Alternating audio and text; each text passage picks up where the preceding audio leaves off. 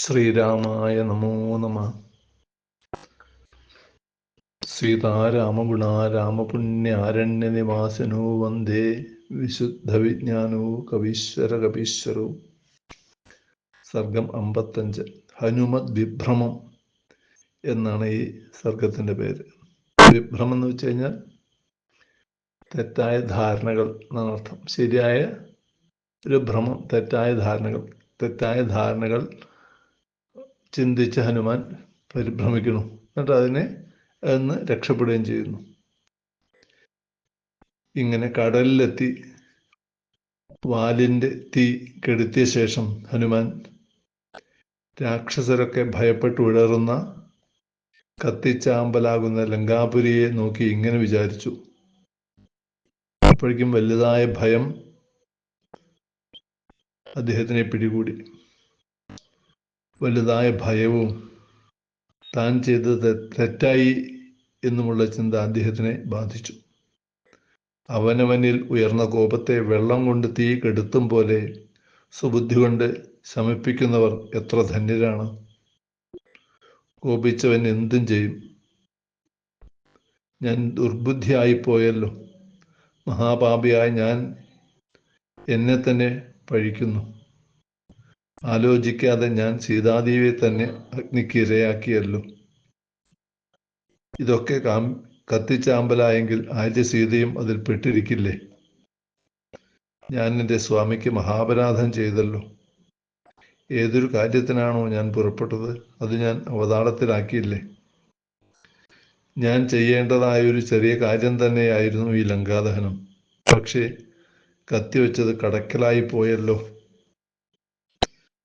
ജാനകിയും വെന്തുവെണ്ണീറ എന്നാണ് തോന്നുന്നത്. നോക്കുന്നിടത്തെല്ലാം ഭസ്മീഭവിച്ചുകൊണ്ടാണ് എല്ലാം കാണുന്നത്. ഞാൻ ഇനി എന്തിനു ജീവിക്കണം? തീയിൽ ചാടിയോ?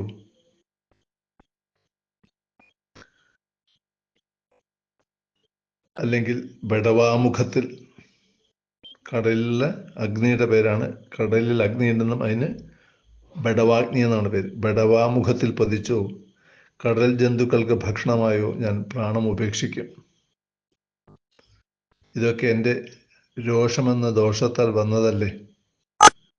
കുരങ്ങന്മാരുടെ ചാബല്യം മൂവിലകിലും പ്രസിദ്ധമാണ്. എൻ്റെ ഈ കുരങ്ങത്തരം രാമലക്ഷ്മണന്മാരുടെയും കുലത്തോടെ സുഗ്രീവൻ്റെയും എന്നുവേണ്ട ഇക്ഷ്വാകു വംശത്തിൻ്റെയും തദ്വാര ലോകരുടെ തന്നെ നാശത്തിന് കാരണമായല്ലോ. ഇങ്ങനെ ചിന്താബന്ധനായ ഹനുമാന് ചില ശുഭശകുനങ്ങൾ അനുഭവപ്പെട്ടു.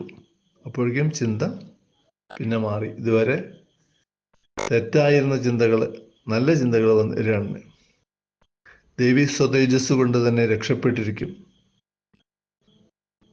തീയിന് മറ്റൊരു തീയിനെ കത്തിക്കാൻ എങ്ങനെ കഴിയും? പാവകൻ പോലും ചാരിത്രവതിയായ ദേവിയെ തൊടില്ല തന്നെ. തീർച്ചയായും രാമപ്രഭാവം കൊണ്ടും ദേവിയുടെ സുഹൃതം കൊണ്ടുമാണ് എനിക്ക് അഗ്നി കൊണ്ട് പൊള്ളലൊന്നും ഏൽക്കാഞ്ഞത്. ഭരതാദി 3 സഹോദരന്മാരുടെയും ദേവതാതുല്യയായ ശ്രീരാമന്റെ മനഃക്കാന്തയായ ആ ദേവി എങ്ങനെ സ്വയം നശിക്കും? ദേവിയുടെ പ്രഭാവം കൊണ്ട് തന്നെയാണ് എൻ്റെ വാൽ പോലും കരിയാഞ്ഞത്. അക്കാര്യം ആശ്ചര്യത്തോടെ ചിന്തിച്ച മാരുതി മൈനാകത്തിൻ്റെ സമുദ്രമധ്യത്തിലെ വരവിനെക്കുറിച്ചും ഒന്ന് ഓർത്തു. ദേവിയെ അഗ്നി ബാധിക്കാത്തത് ദേവിയുടെ തപശക്തി, സത്യവ്രതം, ഭർത്താവിലുള്ള അനന്യഭക്തി എന്നിവയൊക്കെ കൊണ്ടാണെന്ന് ഉറപ്പിച്ചു. അപ്പോൾ അദ്ദേഹത്തിൻ്റെ ചിന്തയ്ക്ക് കൂടുതൽ നല്ല നന്മ പകരാനായിക്കൊണ്ടെന്ന മട്ട് ആകാശസഞ്ചാരികളായ ചാരണന്മാരുടെ വർത്തമാനം ഹനുമാൻ കേട്ടു. അവർ പറയാണ്, സാധാരണക്കാർക്ക് കഴിയാത്തൊരു കാര്യം വീരഹനുമാൻ ചെയ്തിരിക്കുന്നു. രാക്ഷസപുരിക്ക് തീ വച്ചിരിക്കുന്നു. ലങ്കയിപ്പോൾ പേടിച്ചരണ്ട് പായുന്ന പ്രജകൾ. തീ കത്തി കത്തി ചുറ്റുമുള്ള പർവ്വതവരെ ബാധിച്ചിരിക്കുന്നു തീ.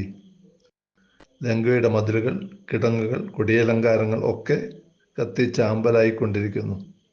ആശ്ചര്യമെന്ന് പറയട്ടെ, ജാനകിക്ക് ഒന്നും പറ്റിയിട്ടില്ല.